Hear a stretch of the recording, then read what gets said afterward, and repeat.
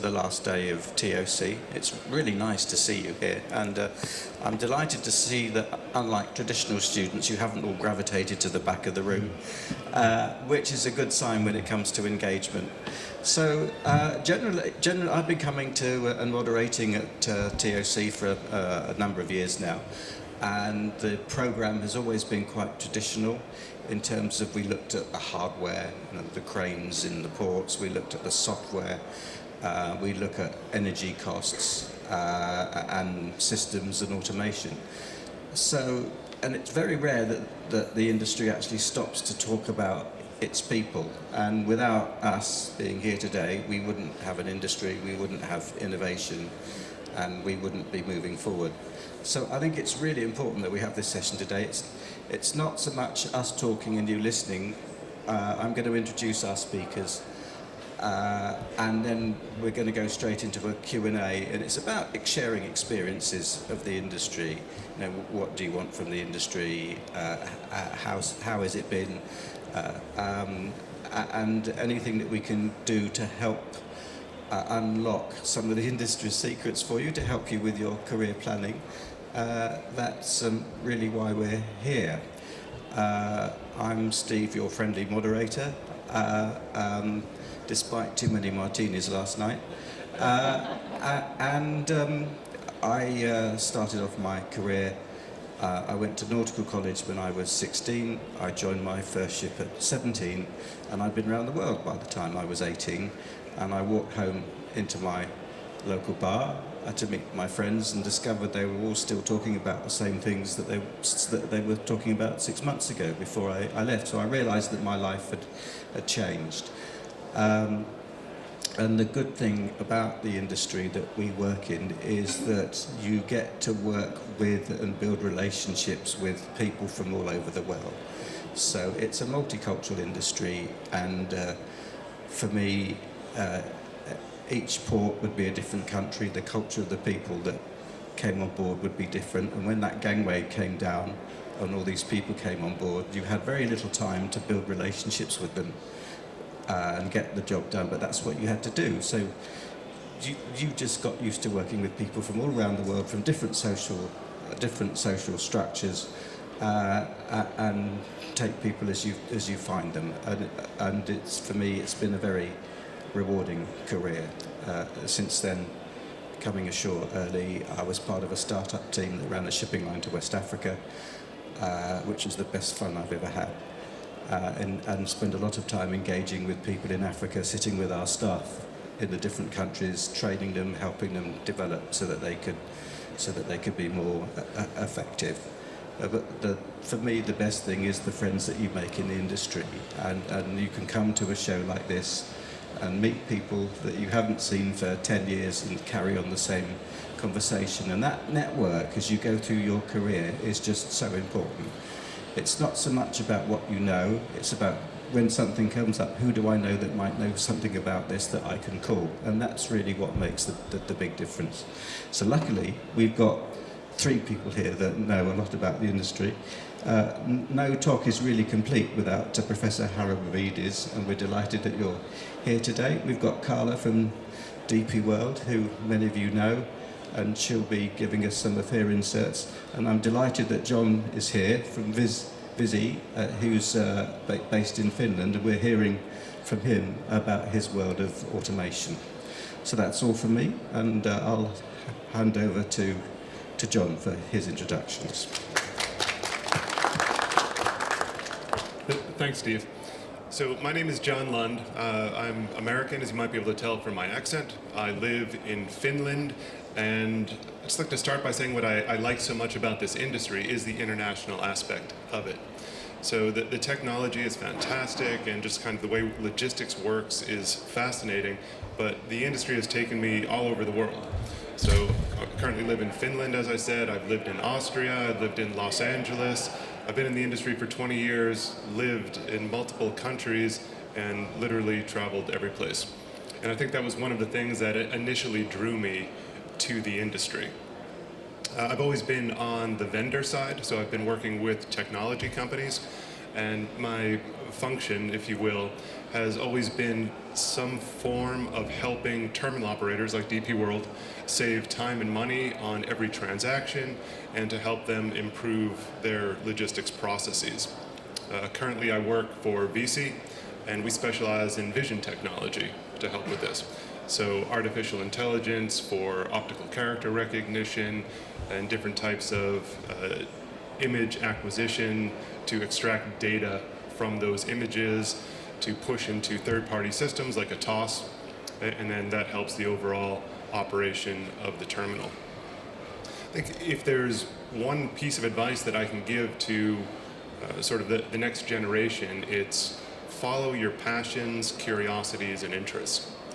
And that's very much been my road for the last 20 years, and it's been very fulfilling. Just when there's been something new or fascinating in the industry that's really captured my interest, and I could kind of grab it and see that this is something that was going to take hold and push forward and be the future, I really wanted to be a part of that and to see how I personally could be involved and to push it myself and to ultimately help the industry. Again, a very good example of that is the advent of machine learning for vision technology. It's really changed the way that OCR and camera systems work. When I first started in the industry, OCR was more or less container code ID, license plate recognition, maybe trailer ID systems that sort of worked. but in the last few years, vision technology has really gone bananas.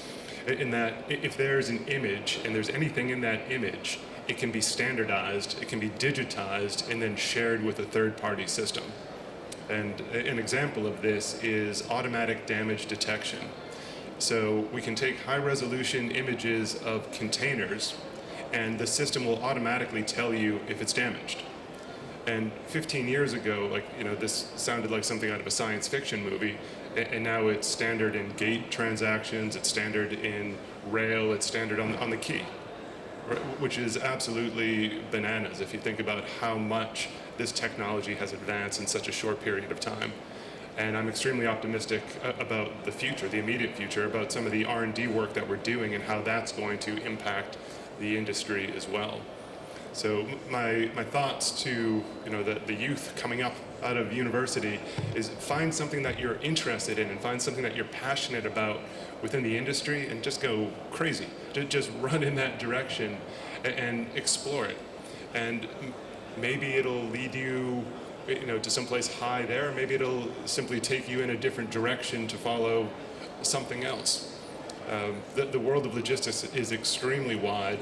There's so much going on in all different parts of the world. Each pocket of the world has their own unique way of operating. They have their own legal codes and they have their own sort of unique processes that have to be followed. And there's so much to learn. You can build a very fulfilling career traveling the world and just understanding the way everything moves. And literally, if you look around you right now, everything that we see, every physical thing that we see was at some point part of the logistics supply chain, right? The camera behind us, this igloo that we're sitting in, the materials used to create this building, the concrete foundation, all of these components came from all around the world. And it all went through the suppliers and the terminal operators and the ports that you see here at this event today. So to view the industry from that perspective, that there's no civilization really without us. So I hope that really gets those coming out of university to be excited about what's possible, because nothing is possible without this industry.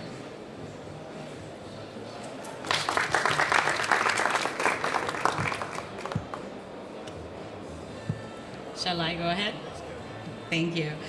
My name is Carla Araujo. Thank you for joining in this wonderful last morning of the TOC. And I think the most interesting stage that I've presented, never been in an igloo, inside an igloo of sorts before. If you didn't pick it up from my accent, I was born in Panama, which is a very maritime thinking country. Was lucky enough to have a network of people that recommended a master's in Erasmus University here in Rotterdam. I thought it was crazy. I had never been here before. I applied, got a scholarship, came, panicked within the first couple of hours because it was raining and it was gray, and I thought, what did I do? Panama's sunny and beautiful. Why am I here?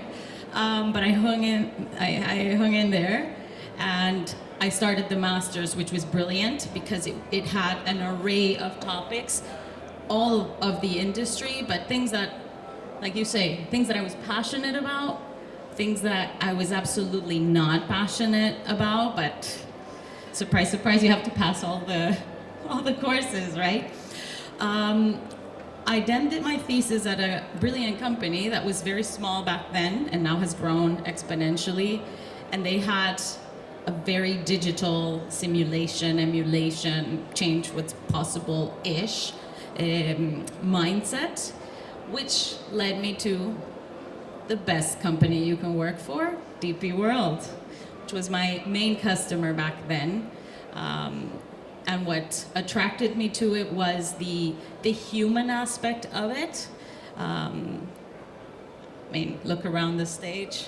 These are my friends. Some of them are my colleagues.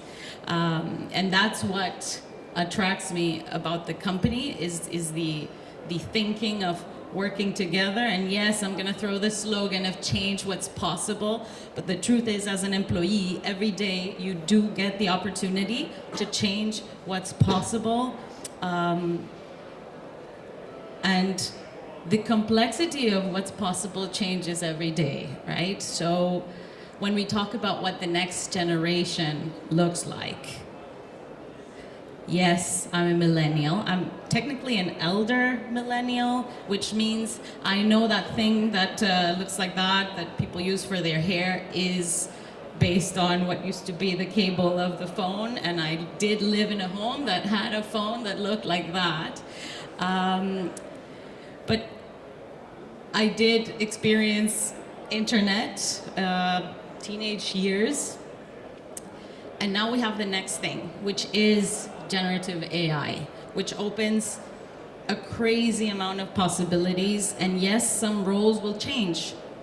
Some, as they are today, will not exist anymore.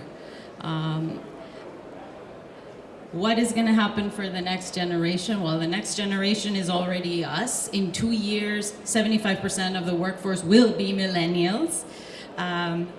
Yes, I know there's different reactions of that. Next generation is going to be people who are not afraid to take risks, to take challenges. It's people that pursue their passions and not just looking for a paycheck, but something that really makes a difference and has an impact. It's people who embrace technology for our industry, because that's where we are. You have to embrace technology. You have to communicate well with each other. You have to be a team player because all systems will be integrated somehow. And I think most importantly, you need to be a little bit patient as well, because being millennials and being, what is the next one? Is it Generation Z or Z? Yeah, Generation Z, you know, we're all very ambitious. You start on the first day and you want to be CEO on the next, and that's not, unfortunately, that's not how it works. But it is an industry that is growing exponentially. There are endless opportunities. Few talented people that are driven to it. So there is plenty of room for improvement in terms of offering flexibility, of offering things that are interesting for all walks of life, not just your typical profile that you see walking around. And I'm really lucky to be a part of it. I almost left the industry several times because I wasn't sure if it's the right fit for a woman.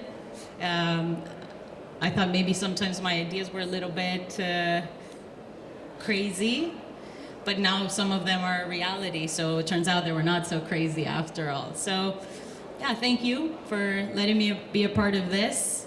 I hope events like this will inspire people, because it's really difficult to find smart, young minds. And when I say young minds, I don't mean what age you have, because I have people here from my team that are not technically young, but they are young at heart and brain, and that is what really counts. So thank you so much for having me a part of the panel.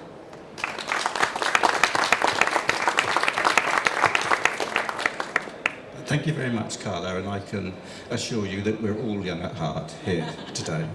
So let's move on to the good professor, Professor Carla Mabidis, who has had a chance to listen to what has been said so far, and I'm sure is going to add to that. So do listen to his words of wisdom. Okay, thank you, Steve. Good morning, everyone. Thank you for coming.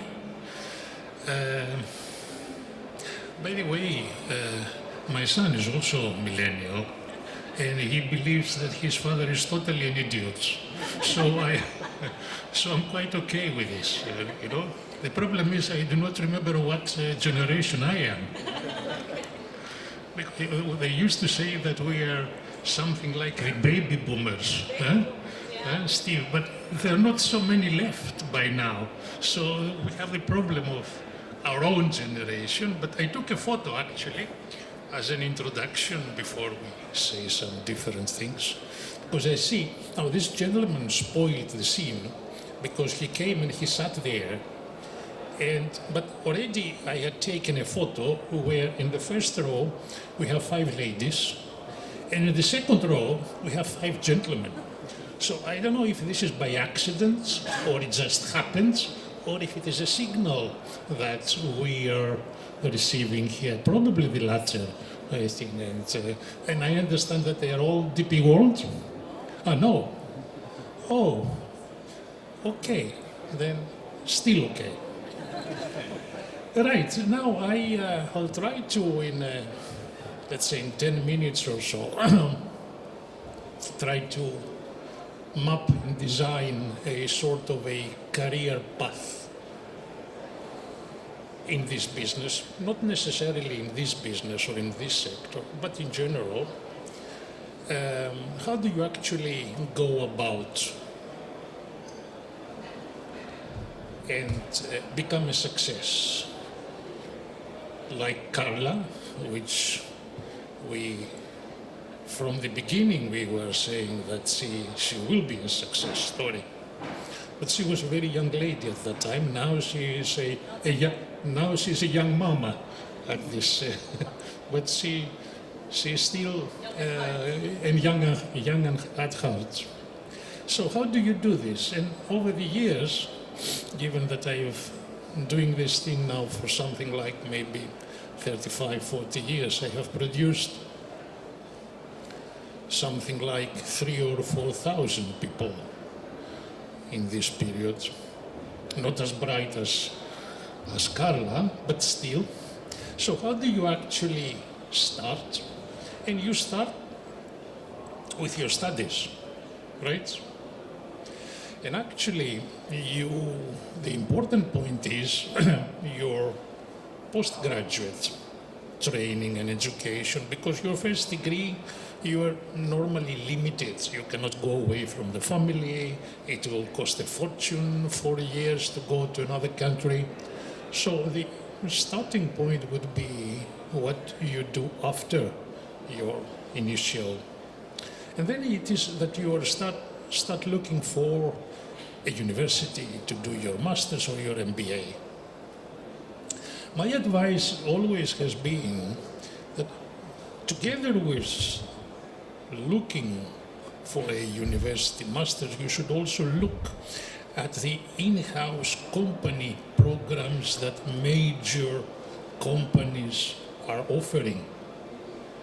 And some of them, really, I can say, are far better than the best masters that you can find. Why do I say this? Because for 7 years, I was running the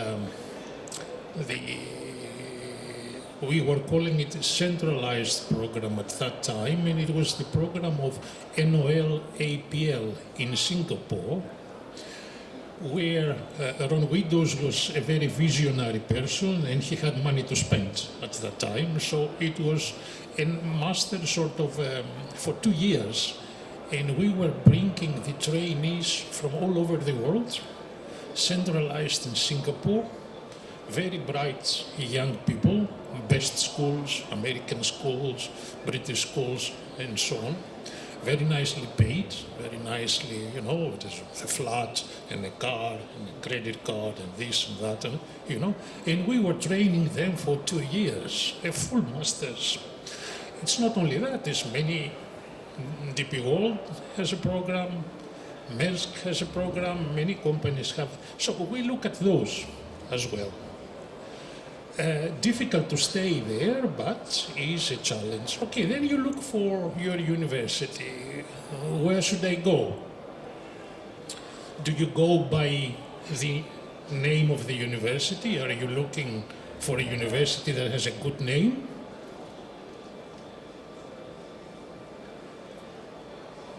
If you have a job and rich parents, this is what you do.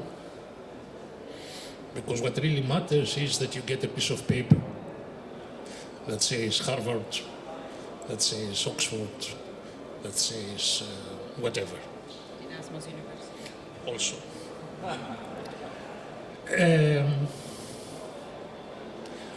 If you are not, then you look for the right program. What program is the right for you? Right? And there starts the difficult thing. Because it's difficult to find out if you don't have someone to advise you. Why? Because this is also a very competitive market. And universities that they are offering this type of programs, they do not want to advertise what exactly they do. You know? If you go and look into their website, you will not find who is teaching, what they are teaching, what is the program, what is the literature, what do I have to study, how do I have to study. If I see a presentation like this, I tend to get suspicious. When Carla was studying with us, if you go into the website of the program, you will see exactly who was there, who was teaching, what they were teaching, and you could make up your mind what it is that you. So that's one thing that it is important to keep in mind. Who is your professor? Who are the people that they are teaching you? Is a person that is well known, distinguished, researcher, this, that, or is someone who, you know, is there to teach statistics and mathematics? Let's put it to make it simple. Yeah, who are they? Okay, then you find it, you join for 1 year, 2 years. It's a big investment for you and the parents, no? How do I go about? You are there and you open up to the ecosystem that is around you. Put on your tie or your scarf. Make your business cards. Shake hands. Visit people. Come to TOC. Come to TOC to see 4,000 people. They say, well, yeah, hello, this is my business card, I'm Hercules, how are you, and everything. Do this, prepare your career yourself by taking things in your own hands. That's a Western philosophy. The Asian philosophy is different. The Asian participant will come, will wait until they keep to themselves. They do not mingle, and that's a big mistake. They wait until they get a piece of paper and they say, well, let me get my degree and then the rest will follow. And then they go back to their own country they mingle and mix with their own people, and that's more or less the end of the story. They do whatever they do. Then comes the time you need to write something when you do a postgraduate thing, which is your thesis. You don't expect that somebody will give you a subject and they will tell you do this. No, this is your decision. You have to know what you want to do, what attracts you, and what fits with your competencies. If you are not good with mathematics, you cannot do a thesis on terminal optimization. Right? So then, and who is the person who will be your advisor? That's important. Who is your advisor?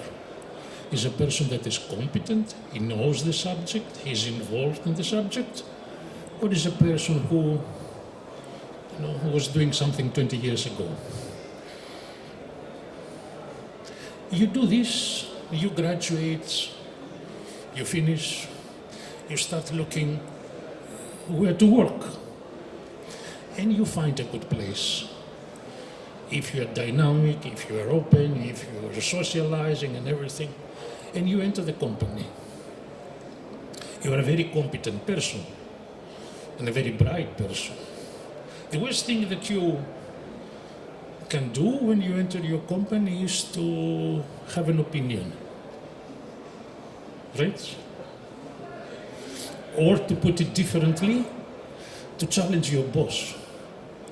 Because probably your boss is stupid, right? Not as bright as you, but he has spent 30 years in the organization. He knows the organization upside down. He does this and he knows what is at the bottom of the glass. Never challenge him. Do what he says. Probably he feels threatened. A senior person that sees a very young, bright person next to him, he feels threatened. You know? And if he's close to retirement, he feels even more threatened, because this might mean early retirement if I have Carla next to me. So don't challenge your boss. If he asks you to do photocopies, do photocopies. But try to make an excellent photocopy, a beautiful photocopy. Don't close the door in your room, always keep it open. Even if you have nothing to do, you go down the corridor and take a cup of coffee, you see all these open doors and you say good morning. Then you need to make yourself known, your existence known in the organization. Hey, here I am, good morning. Go for coffee in the common room and start chatting about all sorts of things. And let people judge you not by the things you say, but by the things you do. So try to say little, not like me. I tend to say a lot. Try to say very little. And let people judge you from the quality of your job. And that's the way that they will move you up. If you talk a lot, you do not move up very easily. So, and do what you were told. If you are ambitious and you do the things that you love to do, things that you like to do, I can promise you that you will move up and you will not stay behind a desk. No, if you say that you are stuck for 5 years behind a desk doing things that you don't like, it means that we have a problem, right? There's a problem because they're not moving you up. Although they see that you don't very much like the things that you do, you're still there. Maybe that's the time to start looking for a job, but first talk to your supervisor. Because together with you, he may have another 50 people that he has to take care of. And sometimes we are not very perceptive as to what people want and how people think, so talk to him. And then you start, never look for a job just because somebody gives you 100 euros more per month. So money is not important when you're looking for a job. Don't change jobs just because somebody else is giving you a little bit more. But stick and stay at the job where you are doing the things that you love. And if you do this, then upward mobility will be guaranteed. That's more or less when TOC we start discussing about organizing such a session. We thought, because it will be a first and everything, we should not structure it, but as you said, make it a sort of an open discussion, exchange of views, feedback, and everything. So this is what we try to do. Let's say as an introduction to a Q&A conversation now that you could. Thank you for listening to me. I'd just like to say a few more words to pick up on some of the things that have been said. I'm really keen that we have a conversation and that you start to give us your feedback. Just to add to a couple of the things that the professor said, you don't necessarily have to go to a university. Look for a company that has a good in-house training program, and if you're not academically inclined, if you struggled at school like I did, then there are other pathways, and a lot of companies provide apprenticeships or cadetships. So I went away to sea. I was paid as a trainee officer from day one. They paid for my studies. I did block release at college. I had a correspondence course and came away at the end of what was called a second mate's ticket with the equivalent of a nautical sciences degree. So by the time I'd done that, my friends had been to university. They'd got their degree. They'd accumulated a lot of debt. I'd been around the world and been to 20 countries. I got money in the bank and I'd got a good qualification and I'd met a lot of people. So look at what all the other options are out there. What's come across from my colleagues here this morning is be passionate, take risks. It's really important to do something that you enjoy doing, because when you do that, you'll invest more of yourself into it and your passion will come across. When you're working for organisations and there are opportunities to take on projects that are slightly outside your main function and they look interesting, do grab them. As somebody that was at the bottom of a shipping line when it started, as employee number 8, and by the time we were bought 20 years later, there was 1,200 of us in Europe, in Africa, and on our ships. I've interviewed a lot of people. I still today get excited by a good CV, and if a good CV comes in, you can see straight away somebody that's got interests, somebody that's done other things outside their mainstreams.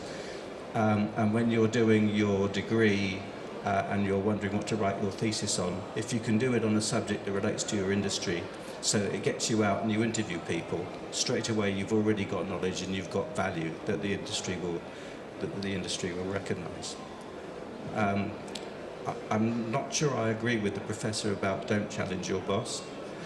I think that really depends on the type of organisation that you work with. In some organisations they will be very hierarchical and that will be the way that they like to do things. So when you go for the interview, it's not just about the job and the job description, it's about getting a feel for the culture. Do I feel comfortable with the way this organisation works? Does it seem like it might stifle me? Or is this an organisation where they'll water me like a flower and I will grow and prosper? So, don't ignore the emotional intelligence process and the social intelligence. And emotional intelligence and social intelligence are just as important as IQ, because you can't function as a manager or a director of a business without those skills. Okay, I could go on. I exercise a bit of discipline and stop at this point. We did have somebody with a microphone, but they seem to have disappeared, so it will have to be... Oh no, she's here. So this is really about a conversation, so if you want to tell us your thoughts about your career, if you've got things that worry you, do share them with us, but so this is now the dialogue section, and I'm pleased we've got somebody with their hand up. Do tell us who you are, what you're doing, who you're working with, or where you're studying. And can you add also what you value in the career path that you see going forward? What are the main things that Then it will would take, attract it you? will take half an hour, right? So let me be brief and summarize. I love this panel. So if I learn something about implementing automation in 26 projects, I am counting everyone. It's all about people. Okay. I love the panel also, and this industry is very interesting. I came to this industry, I am a telecom engineer, so I never thought to work for ports, even being from Algeciras. And Algeciras is a big port, and it's a small city, so the port is a big thing there. But I got here, and I stayed here for 23 years. So meaning it's very interesting, and I think that John also mentioned. I traveled the world while working. I met many people, I learned from many people. And this continues to be very interesting. There is so much to do, right? The second one, of course, meeting people like Carla and making friends. I can only feel proud of Carla, right, about what she accomplished. But in general, people that is hungry, foolish, and keep going and hang in there, right? Perseverance. I think you mentioned patience and so on. This is an important one that I wonder if the new generation have. And I will tell my story about the new generations as well. The third point with the Professor Hercules is that for me, I changed jobs a lot, okay? But I am in love with the academia. So I have two university degrees. I have 2 master degrees. I am a PhD. I continue training myself, and I continue doing so. But nowadays the education is changing dramatically, right? You mentioned the piece of paper, right? The offering is so huge that the people get confused very easily. You have Udacity, you have Coursera, you have the fantastic programs that many companies has. But also you have, and this is my personal experience, so I was going through different positions in Port Authority, shipping line, terminal operator, software company, then again shipping line and terminal operator. It's 23 years, so it's a lot of time. But what I am learning now, and I hired 22 people in the last year, so in 1 year I hired 22 people, and it's a combination of different generations, is that the combination between generations is very important, as you said, for learning, combining the technology with the business domain expertise. Also being impactful in terms of you care about emissions, for example, right, in this industry, decarbonization. But my reflection and my question is, for me, it's extremely hard with the new generations. And I am a passionate guy. And I think that I have empathy across generations, but in the last 20 interviews, I was the one that interviewed, but I was interviewed. So the question were coming back to me, the people is very exigent and the people doesn't have patience. So question back to the panelists is with new competences like, for example, programming, which is changing a lot. You mentioned generative AI, right? So most of my people work with ChatGPT continuously.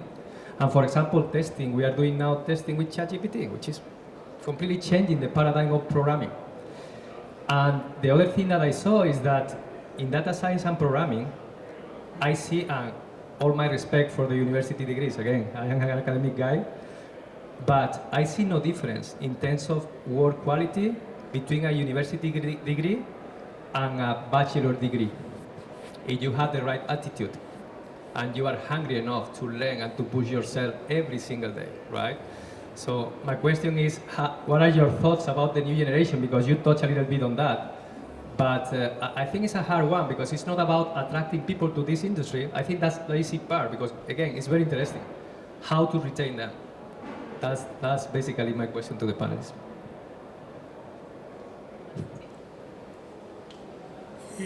You know, professors have a very bad reputation in the business. Usually we say the professor is the gentleman with a different opinion. That was the reason why for 5 years I went away to run a port. And in a country that was not my own, because I wanted to put my money where my mouth was, and actually do it. But I will repeat, you made a very good point. I will not bother you again with saying the same things. Universities compete a lot. It's not like before. If I look at how many places around the world, and many of them good places, they offer a program like Carla did, or like these guys did there. You know how many they are? I count 65 all over the world, in Europe, in Asia, in North America. What is the point? The point is that how to choose. Particularly if the university that wants to attract you, and somehow it's not correct to say this, but it's also the truth, with the website that they are presenting to you, they are misleading you. Right? And you think that you go to a marvelous place, to a wonderful place, and you are confronted with something that is completely different. And then you say, what the heck is this?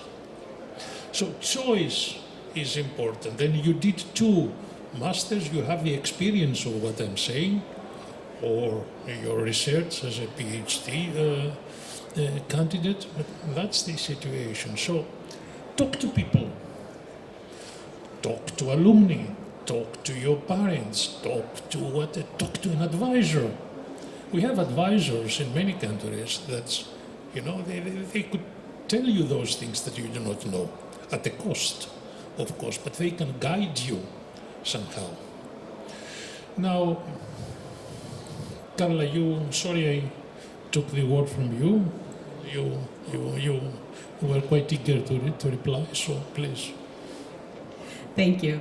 I think that's the $1 million question. We half joked about how in this industry we end up poaching talent from each other.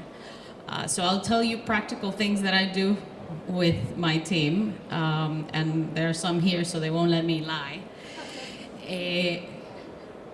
Number one, absolutely, I allow time in the interview coming in where they get to interview me a little bit and ask me the right questions, because it's a two-way street. And it is not unpopular to hear that people don't leave a company, they leave a manager. So you have to make sure, not just that you like them, but that they're going to be happy working with you, not for you. So that's number one. Number two, first week of joining, besides all the official trainings that we have to do because we're a corporation, I say, here's your CV. So first thing I do is actually send them to the photocopy machine in a way.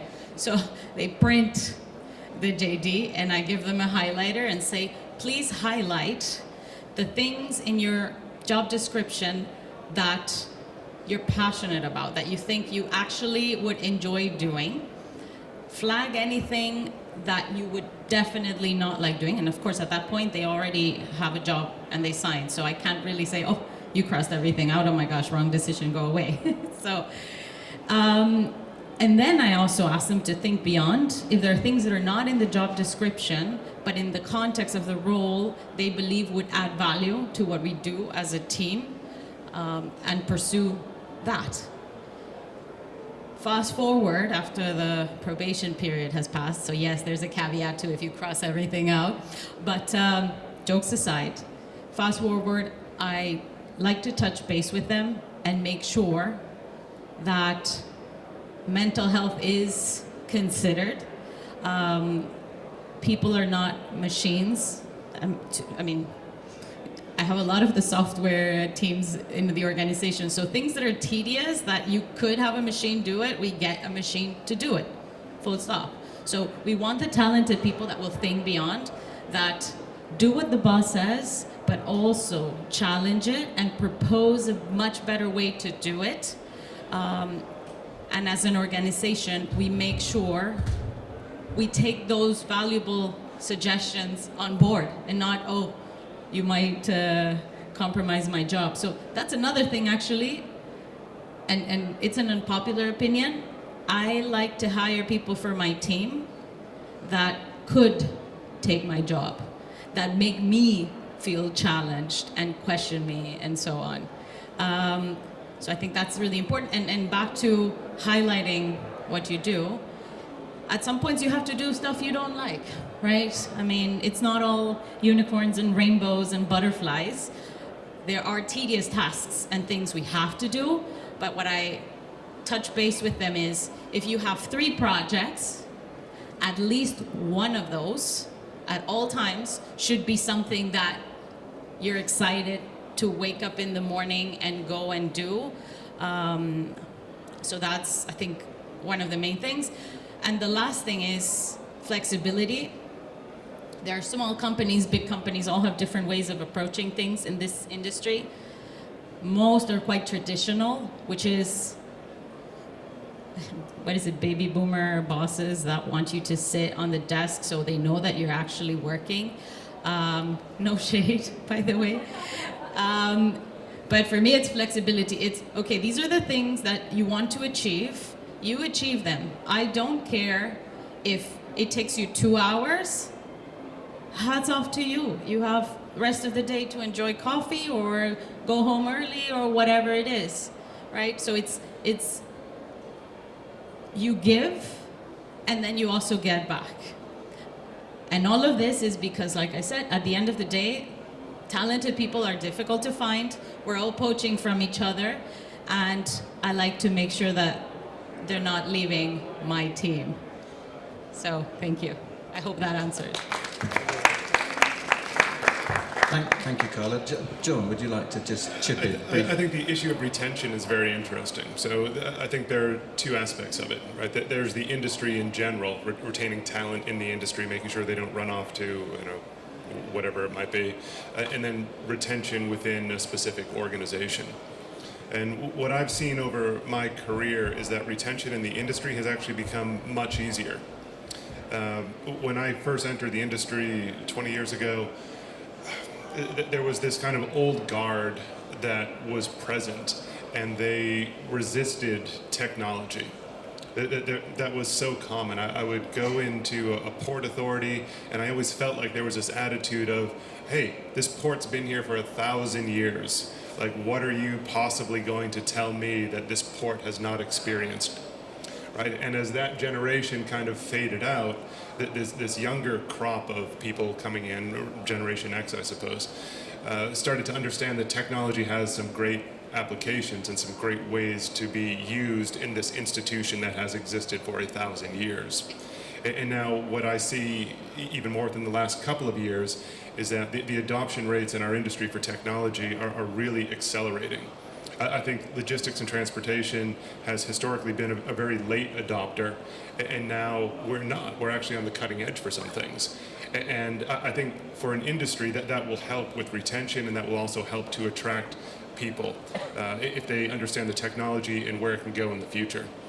And as far as the organizations themselves go and how does an organization retain, I think Carla touched on a lot of those points about what she's doing with her team to make sure people are engaged, to make sure that they understand that they're making a difference. And to really speak to the younger generation coming in that wants to be hired day 1 and then become CEO on day 2, right? Kind of helping with that transition. That's the way I see it. And I think it's a very good point. It's a very good question. Thank you very much. It was. John, thank you very much. I'm conscious that we haven't given you enough time to ask more questions. So one of the disadvantages of sitting in the front row is that you're very visible. So I'm going to ask the front row if they'd like to make a comment or give some observations.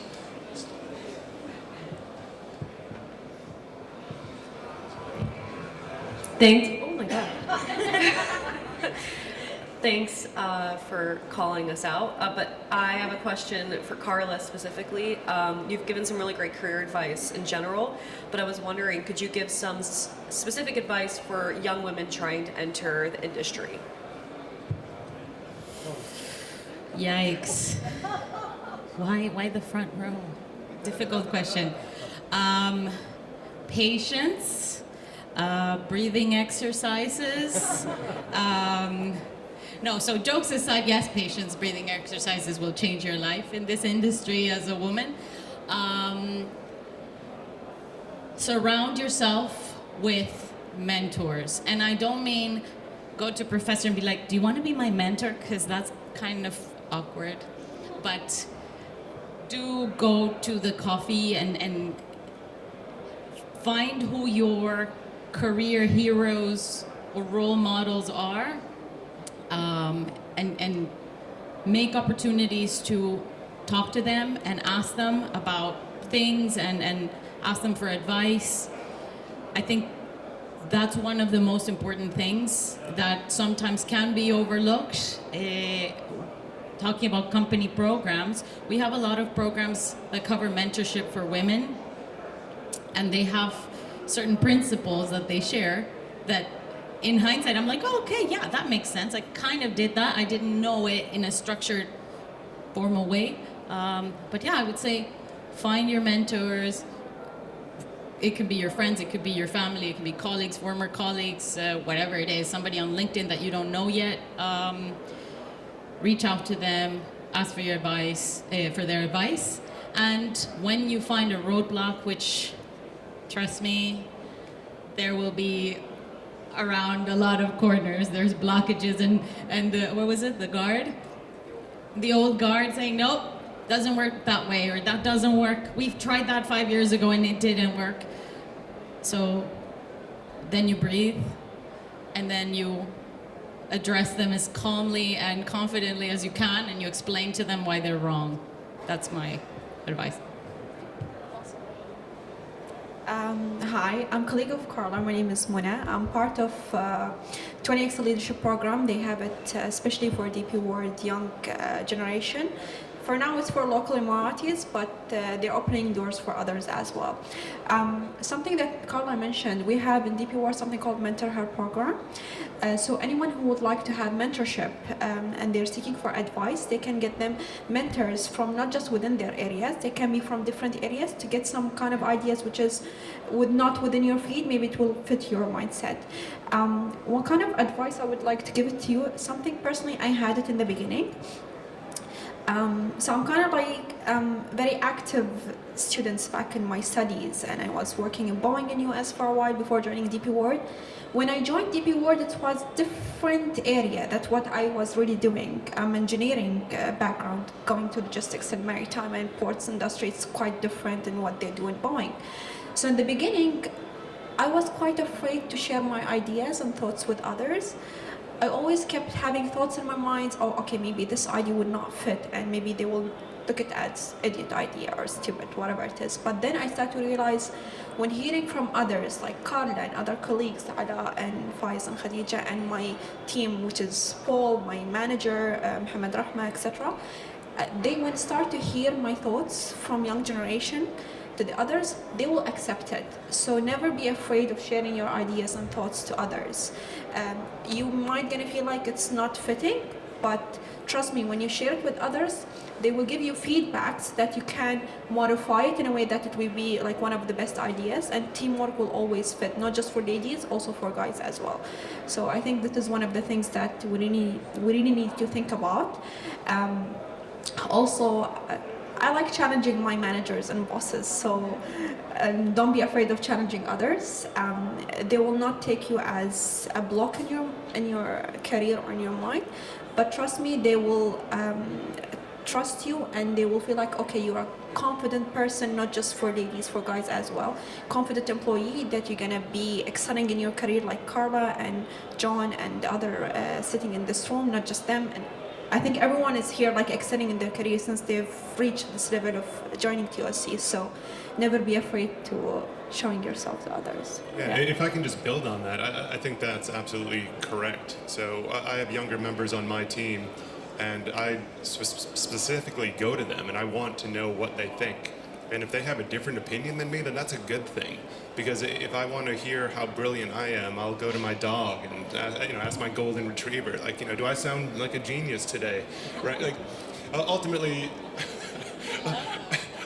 the responsibility falls on me. So I can get ideas from everybody on my team, and I have to make the final decision. But I need that input. They were hired to give that input.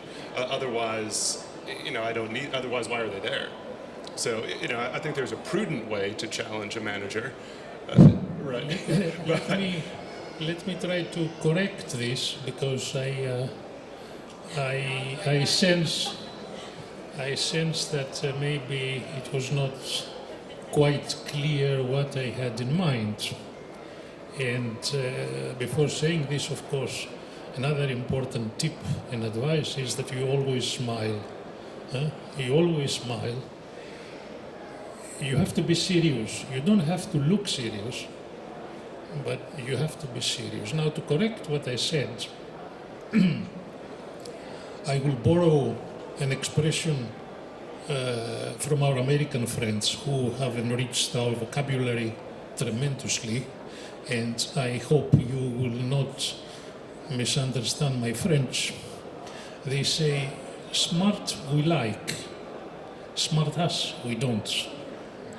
100%. So it was the latter part of the challenge I was referring to, and not to the fruitful advice from the young generation, and we are hungry for this.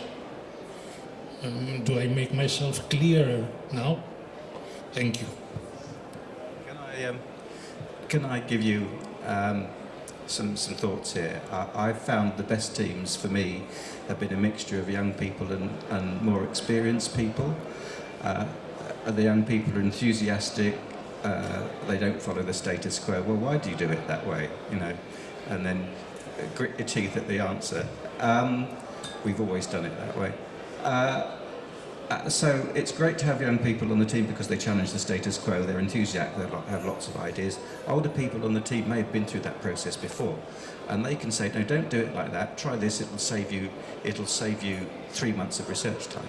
So that for me, the combination is really good. In terms of challenging the status quo, it's really difficult. It's a particular problem on board ships. How do you challenge the master if you think he's about to make an error of navigation? And there are ways in which you can do that. My analogy, this weekend I'm going sailing with a friend of mine, and when he gets on his boat, he's the skipper, okay?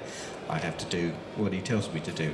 I was a professional navigator, and often I think he's making the wrong decisions. And when we first went sailing together, I'd say, "I think you're doing it wrong. I think you should look at this way." And it produced some very powerfully negative results, which in the middle of a gale is not very helpful.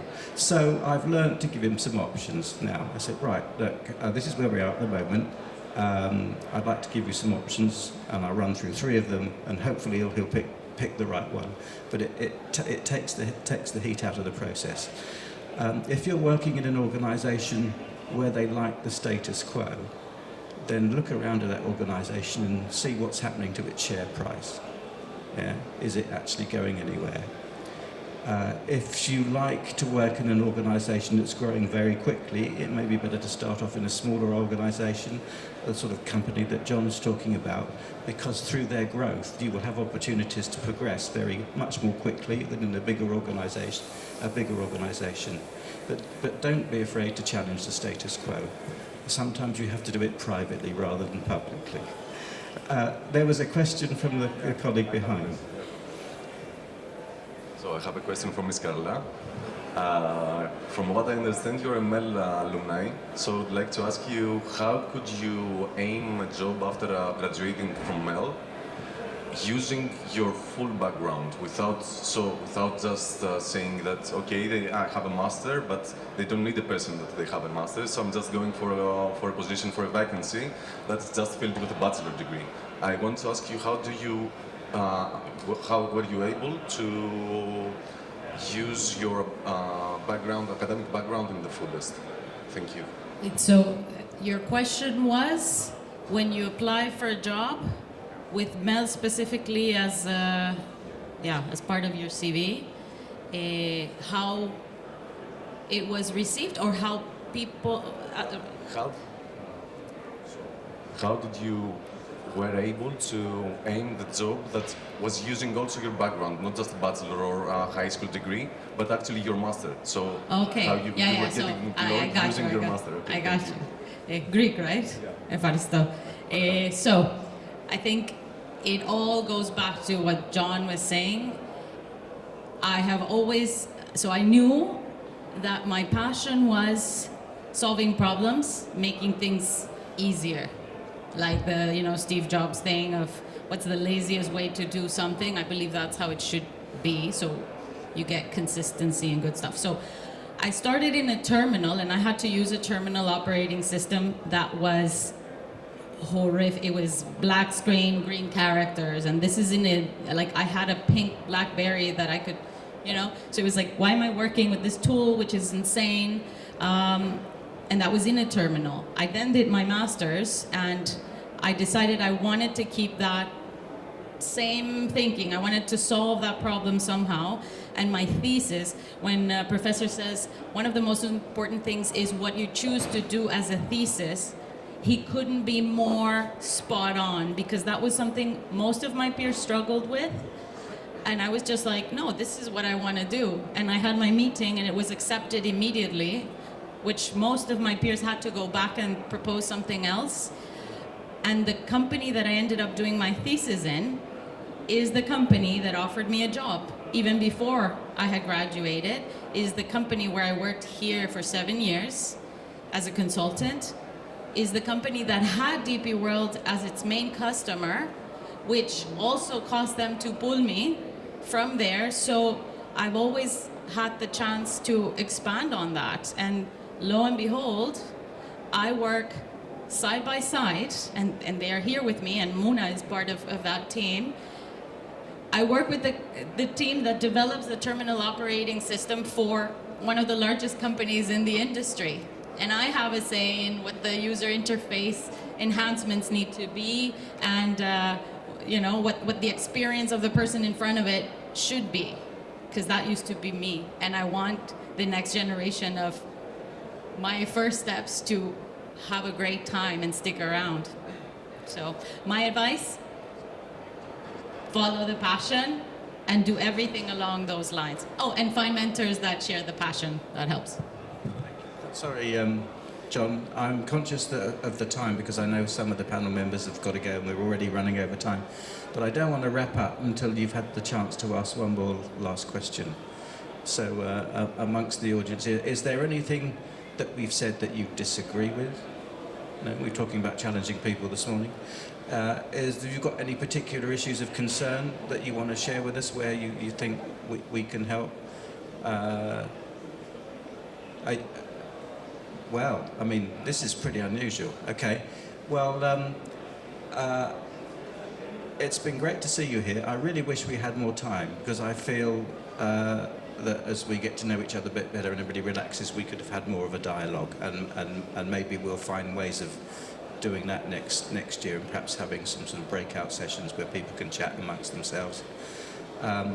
So just going across the panel, John, would you like to summarise your conclusions from the discussions this morning and anything else you think we've missed? I think at a high level, your passions are what will take you through this industry. And it's okay if that path isn't straight. Just looking at my academic background, my bachelor's was in sociology and business, and then I did an MBA, and then I went to law school. And there were gaps between all of these programs, and just at the time, it was what I really wanted to do, and it was my passion. And it always brought me back to the industry, and it always brought me back in a different way than I had expected. But it brought me back in a very good way. So there's no typical path in this industry, I would say. Just really do what's interesting for you, and I promise you'll succeed. Just, within our organization, we have master's students in all departments, And we know that we're going to hire all of them after they graduate because they came to us with a passion for what they were doing and what they were studying and what they're working on. And this is in business development, this is on the R&D side, this is also in sales and marketing. And it's truly fantastic. If you're passionate, the organizations will love you because they know that you're going to do more than just show up 9 to 5, sit at a desk for a paycheck. So just bring that passion into the interview, and I'm sure it will go well. Thanks, John. Carla? No, thank you for having me. It's a privilege to share this stage with all of you. And I don't have any more to add. I think we've covered everything. I hope that there was something we said that maybe made something click and inspire you to enhance what you bring to the table in one way or another, whatever that looks like. And I hope to see you next time. Thank you. Thank you, Carla. Okay, well, myself also most thankful for your patience and for coming here to have this little chat and listen to us. I hope you learned something or you disagreed with something, but here we are. One point only that Carla mentioned before, which is important, but we didn't discuss, is the issue of an internship. A stage, as we say in this country, or an internship, because it's a criterion for people to choose a program.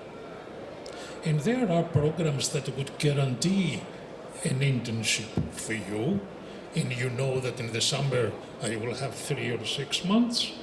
And there are programs when you join them, internship, well, look, find a company yourself. So that's something that another time, when we have the time, we can discuss.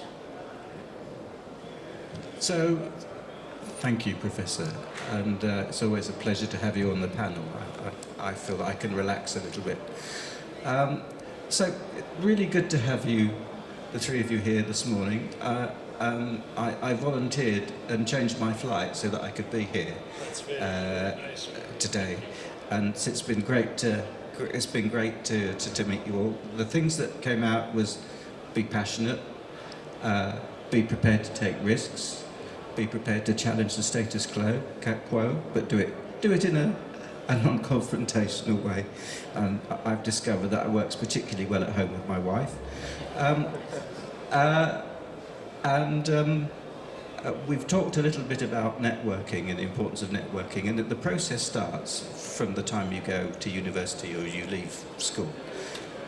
And the network of people that you build from then on in, from doing your thesis, as you go into your first job, meet as many people in the company as you can, find out how they work, take on projects that expand your knowledge beyond your core job, because when people like me look at your CVs and we can see the things that you've done, what we're looking for is how can this person add value, and if that shows in the CV, then you know you're looking for a good person. But the networking thing is really important, and I'll tell you a secret.